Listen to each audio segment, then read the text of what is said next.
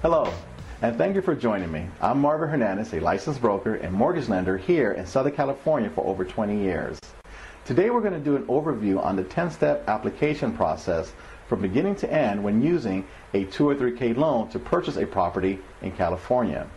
This video will show you in what order your transaction should take place.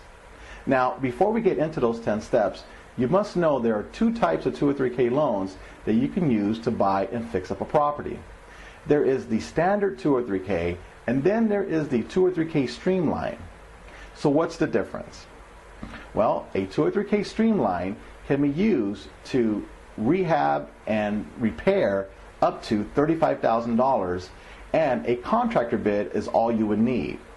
A standard 203K can be used for more major work over $35,000, and a cost consultant along with a contractor bid would be needed. So now let's get into those 10 steps. Step number 1, selecting a property. It can be a single family residence, 2 to 4 units, condo, or PUD. There are different maximum loan limits that do apply and will vary depending on what county the property is located, as well as the limits that apply to 1 to 4 units. With there being so many counties in California, I'm just going to go over briefly what those loan limits are in both LA and Orange County, which are the same, as an example. A single family residence is $729,750. 2 units is $934,200. 3 units, $1,129,250. 4 units is $1,403,400.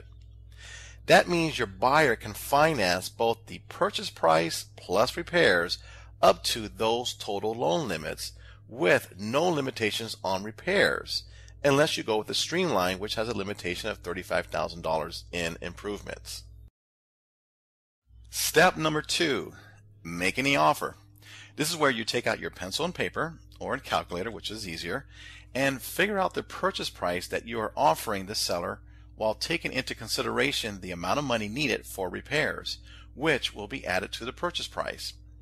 If you have a chance to meet with your contractor before putting in the offer, that would be helpful unless you have a pretty good idea of how much money would be needed to bring this property up to an acceptable standard or beyond. Keep in mind of what the future value would be after repairs, and that the new loan amount will be based off of purchase price plus repairs, or 110% of the after improved value, whichever one is less. The offer you make to the seller is the as-is price. That means you are making an offer on the property in its present condition, and that is the only price that concerns the seller.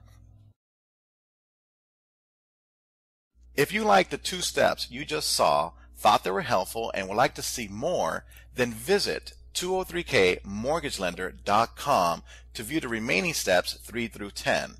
When you sign up, you'll have access to view the complete 10 steps from offer to closing video, as well as the buyer's guide and other resources that are related in helping you finance your property with the FHA 203K loan.